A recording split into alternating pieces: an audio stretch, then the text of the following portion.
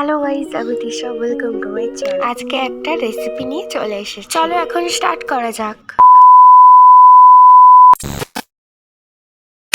প্রথমে বাঁধাকপিগুলো কুচি কুচি করে নিতে হবে। তারপরে লাগবে হচ্ছে মাংসের কিমা, তারপরে আছে টমেটো কুচি, তারপর আছে ক্যাপসিকাম ক্যাপসিকাম কুচি, তারপরে পেঁয়াজ কুচি, আর হচ্ছে এটা আদা রসুন বাটা, আর হচ্ছে একটু পরিমাণ মতো লঙ্কা গুঁড়ো আর হলুদ গুঁড়ো। আর এইবারে সিদ্ধ করে নিলাম বাঁধাকপি আর আলুকে। তারপরে এইগুলোকে সব মিক্সড করার পরে সব একসাথে একবার কড়াই নাড়াচাড়া করে নিতে হবে হালকা আঁচে।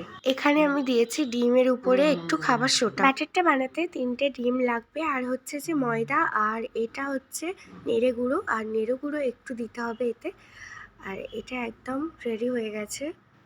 তারপরে পুরগুলোকে একটু ছোট ছোট করে একদম বানিয়ে নিতে হবে নিজের মতো করে, যতটা বানাবো সাইজের। আর গাইস, এই দেখে নেড়ে গুঁড়োটা একটু ঢেলে দিচ্ছে মা।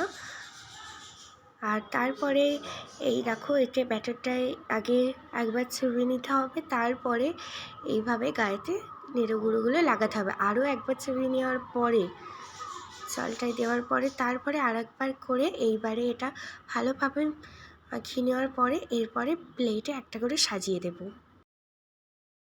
এই ডিশটাতে এইগুলো রাখবো, তার আগে একটু ময়দা ছড়িয়ে দিতে হবে চারিদিকটায়। প্রায় একটা একটা করে অনেকগুলোই হয়ে যাচ্ছে, এইভাবে সব কমপ্লিট করে নিতে হবে।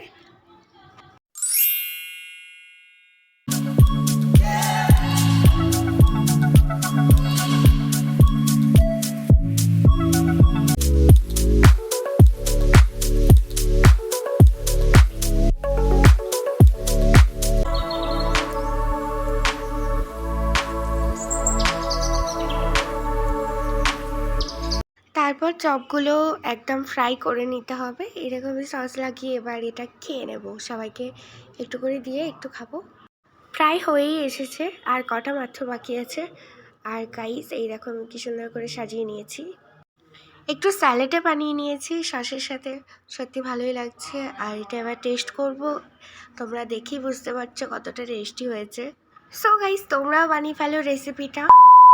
ভিডিওটা ভালো লাগলে অবশ্যই একটা লাইক করে দাও, সাবস্ক্রাইব করতে ভুলো না, আর একটু পারলে শেয়ার করে দিও। আর এখনকার মতো টাটা।